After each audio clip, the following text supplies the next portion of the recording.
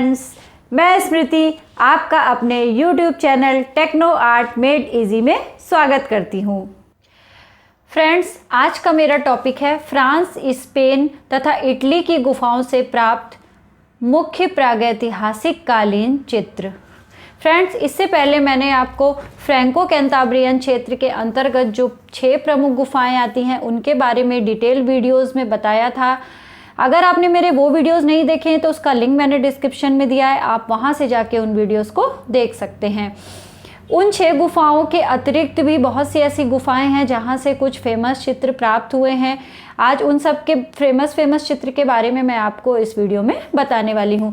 सबसे पहले मैं बात करूंगी गरगास नामक गुफा की। गरगास जो फ्रांस की सबसे ज़्यादा फेमस कही जाने वाली एक केव है। इसमें सबसे ज़्यादा इम्पॉर्टेंट है ये अपने हाथ के छाप की वजह से। यहाँ पे जो ये गुफा है इसमें 1881 ईस्वी में उत्खनन प्रारंभ हुआ था और यहाँ पे बहुत सारे रीछ तथा अन्य पशुओं के अस्थि पंजर भी मिले थे। ये माना जाता है कि ये गुफा में सबसे पहले यानी प्रारंभिक पूर्व पाषाण काल से पेरिगार्दियन युग से और सोलिट्रियन युग तक के अनेक स्तर पे काम हुआ और यहाँ पे बहुत से एविडेंस पूर्व पाषाण काल के बहुत से एविडेंस मिलते हैं। ये फ्रैंको कैंटाब्रियन क्षेत्र के अंतर्गत जो गुफाएं आती हैं वहाँ पे अधिकांशतः गुफाओं में हाथ के छाप मिले हैं, पर जो सबसे ज़्यादा और सर्वाधिक हाथ की छाप मिली है वो हमें गरगास की गुफा से मिली है। यहाँ पे जो इस गुफा में जो हाथ के छाप मिले हैं वो 2 प्रकार के हैं।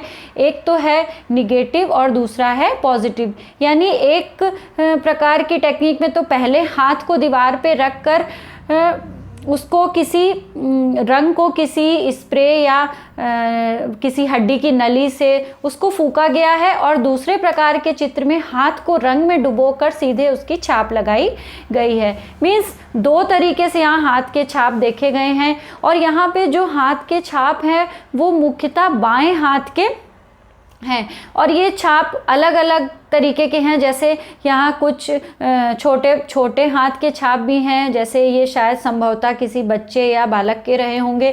कुछ पुरुषों के और कुछ स्त्री के ये अनुमान लगाया जाता है कि अलग अलग हाथ उन्हीं लोगों के हैं। और इसमें एक चीज़ और देखी गई है कि जो कहीं कहीं पे ना हाथ के छाप में उंगलियां भी कहीं कहीं कटी हुई हैं। तो उस समय का मानव जादू टोनों पे भी विश्वास करता था, धार्मिक क्रियाकलापों में भी उसका विश्वास था और उस समय वो लोग बलि वगैरह भी में ज़्यादा विश्वास करते थे। तो ये भी अनुमान लगाया जाता है, रिसर्चर्स कहते हैं कि शायद में भी वो उस समय उनकी उंगलियां कटी थी जिन लोगों की, तो वो उस समय भगवान को या अपने जो इष्ट होते थे उनको प्रसन्न करने के लिए वहाँ उनकी बलि देने के लिए भी उनकी उंगलियां कटी थी। तो ये अलग अलग मत हैं, इस पे हमें इतना डिस्कशन नहीं करना है। मेन हमें ये ध्यान देना है कि जो सर्वाधिक चित्र हाथ के छाप के मिले हैं वो हमें गरगास की गुफा में ही मिले हैं। और गरगास की गुफा में जो ये चित्र मिले हैं वो लगभग 150 से भी ज़्यादा अधिक हैं और ये 2 तरीके से हैं। ये जो मैंने पहले आपको बताया कि एक तो डायरेक्ट रंग में उसको डिप करके दीवार पे लगाया है और दूसरा उसको रख कर आसपास मुंह में रंग भर के उसको स्प्रे की तरह फूंक कर भी रंग बनाया गया है। ठीक है, ये देखिए, ये वहाँ के हैंड प्रिंट हैं। इसमें अलग अलग तरीके के हाथ हैं, छोटे बड़े। और कहीं कहीं पे रिसर्चर ये भी कहते हैं, पुरातत्ववेताओं का ये भी मानना है कि हो सकता है कि उस टाइम लोग अलग अलग उसमें आके एज में आके कि पहले और फिर उसके थोड़े समय बाद, तो उसका जो एक क्रमिक विकास है उसके आधार पे भी माना गया है कि शायद यहाँ पे पहले उसने छोटे में जब वो छोटा रहा होगा, बच्चा था कोई, तो उसने वहाँ पे छाप लगाया। उसके बाद वो जब जैसे जैसे बड़ा होता गया तो उसने ऐसे अनेक छाप वहाँ बनाए हैं। तो ये सारे अनुमान ही लगाए गए हैं, इसका कोई क्योंकि लिखित एविडेंस नहीं है। अलग अलग पुरातत्ववेताओं ने जो भी रिसर्च किया उसके अकॉर्डिंग वो उन्होंने अलग अलग अपनी भावनाओं से अपने जो भी उन्होंने वहाँ पे साक्ष्य मिले उसके आधार पे ही इन बातों को बताया गया है। नेक्स्ट मैं आपको एक चीज़ और दिखाऊं। वो है गुफा लॉजल की। लॉजल की गुफा भी है फ्रांस में, और इस गुफा की सबसे ज़्यादा जो प्रसिद्ध चित्र है वो यहाँ की सुंदर नारी आकृति, जिसे हम लॉजल की वीनस भी कहते हैं, ये बहुत प्रसिद्ध है। पहले ये गुफा के पत्थर पे ही उत्कीर्ण प्रतिमा थी, बाद में इसको वहाँ से मतलब अलग करके निकाल के उसको एक संग्रहालय में सुरक्षित किया गया है। ये बहुत फेमस है, इसका भी कई बार अगर क्वेश्चन आता है लॉजल की वीनस, तो ये लॉजल की वीनस फ्रांस में जो फेमस केव है प्री हिस्टोरिक उस समय की है, और ये एक उत्कीर्ण प्रतिमा है। ठीक है, नेक्स्ट हम बात करते हैं तक द ओदो बर्थ की। ये गुफा भी फ्रांस में ही है, और ये त्रायफ्रेयर्स नामक गुफा के पास में ही है। ये गुफा मिट्टी की है, और यहाँ पे जो सबसे ज़्यादा फेमस है, यहाँ महिषों की सुंदर मतलब प्रतिमाएं गढ़ी गई हैं, जिसमें ये एक बहुत फेमस है, ये दोनों नर मादा हैं, और इसमें इस मिट्टी से बनी हुई हैं, और मिट्टी में ही इन आकृतियों को, इन प्रतिमाओं को गढ़ा गया है। नेक्स्ट हम बात करेंगे केप ब्लॉन्क की। केप ब्लॉन्क ये गुफा भी हमारी फ्रांस में ही है। इस गुफा के बारे में कहा जाता है कि ये लॉजल से ही कुछ ही दूरी पर है, और यहाँ पे जो सबसे ज़्यादा इम्पॉर्टेंट है कि यहाँ पे जो पशुओं की आकृतियाँ थी, जो इनग्रेविंग की गई थी, वो अब बहुत ज़्यादा गहराई में है। मतलब जो पहले कम उभार दे के चीज़ें करी गई थी, उसमें अब बहुत ज़्यादा डेप्थ आ गई थी, तो ये वहाँ का एक विशेषता है। नेक्स्ट हम बात करते हैं मांतेस्पान। मांतेस्पान भी है हमारी फ्रांस की एक गुफा है।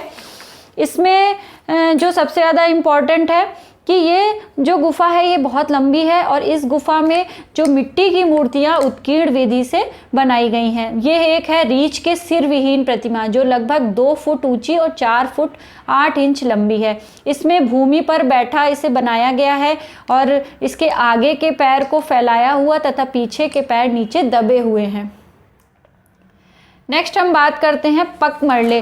पकमरले की गुफाएं भी फ्रांस में हैं, और इस गुफा में ये एक फेमस चित्र है इसका हॉर्स का, और इसमें बिंदुओं से इसको बनाया गया है। संभवतः रुई से या किसी फोह जैसी चीज़ से रंग को डिप करके काले काले बिंदुओं में इस चित्र में रंग भरा गया है, और हाथ के छाप भी इस गुफा में देखने को मिलते हैं। और इस हॉर्स के पीछे भी आप देखेंगे कि कितने हाथ के प्रिंट हैं। मतलब फ्रैंको कैंटाब्रियन क्षेत्र में बहुत सी गुफाओं में आपको हाथ के छाप देखने को मिलते हैं। नेक्स्ट हम बात कर लेंगे अब स्पेन की जो कुछ गुफाएं थी, जिसमें सबसे ज़्यादा ये है पिंडाल नाम की गुफा। ये गुफा 1200 फीट लंबी है, और इसमें भी जब 360 फीट अंदर चले जाते हैं उसके बाद ही चित्र मिलते हैं। मैंने पहले भी बहुत बार ये बात बताई है कि प्रागैतिहासिक यूरोप की जो प्रागैतिहासिक चित्रकारी थी, वो मुख्यतः जो गुफाएं होती हैं उसके अंदरूनी और भीतरी भागों में ही ज़्यादातर देखने को मिलती हैं। इतना लंबा रास्ता पार करने के बाद ही कच्छ होते थे जहाँ पे बहुत से चित्र देखने को मिलते थे, इसलिए ये वहाँ स्पेन में जो ये गुफा है पिंडाल, यहाँ पे लाल रंग से विश्राम की मुद्रा में एक हाथी है, और उसके शरीर के मध्य में एक लाल रंग का बड़ा सा बिंदु है जो पान के आकार का है। तो जो फेमस चीज़ें हैं उस पर हाईलाइट करके ही मैं आपको यहाँ पे बता रही हूँ, क्योंकि फ्रांस में और स्पेन में बहुत सी गुफाएँ हैं जहाँ पे गुफा चित्र प्राप्त हुए हैं। नेक्स्ट हम बात करेंगे पूर्वी स्पेन की। पूर्वी स्पेन में जो सबसे ज़्यादा फेमस जगह है वो है कोगुल। कोगुल में सर्वाधिक मतलब नारी आकृतियों के चित्र मिले हैं, क्योंकि यूरोप की प्रागैतिहासिक चित्रकला में मानव आकृतियों का अंकन सबसे कम हुआ है। जो कोगुल नामक गुफा थी यहाँ पे लेरिडा नामक स्थान के दक्षिण में है, और यहाँ पे सबसे ज़्यादा काले और लाल रंग से नर्तकी समूह चित्रित है, जिसका पता 1960 ईस्वी में लगा था। इस चित्र में बीच में मिडिल में एक लेडी है और उसके चारों ओर नृत्य करती हुई स्त्रियों का समूह है।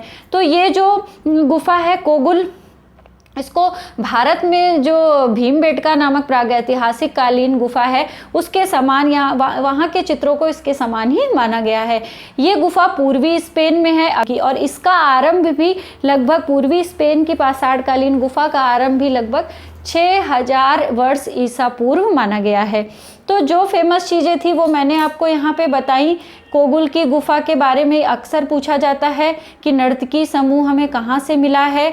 इसमें वीडियो में मैंने आपको जितनी भी दूसरी गुफाएं थी, क्योंकि यूरोप की प्रागैतिहासिक जो चित्रकारी थी वो बहुत सी गुफाओं में मिली है, पर जितनी फेमस हैं, जितने में बहुत इंपॉर्टेंट है, जो जिससे मतलब एग्ज़ाम वगैरह में आपसे क्वेश्चन ज़्यादा पूछे जाते हैं, मैंने ज़्यादातर उसको कवर करने की कोशिश करी है। इसके अलावा भी बहुत सी अन्य गुफाएं हैं जिससे बहुत सी मृण मूर्तियाँ, बहुत से उत्कीर्ण और बहुत से चित्र मिले हैं।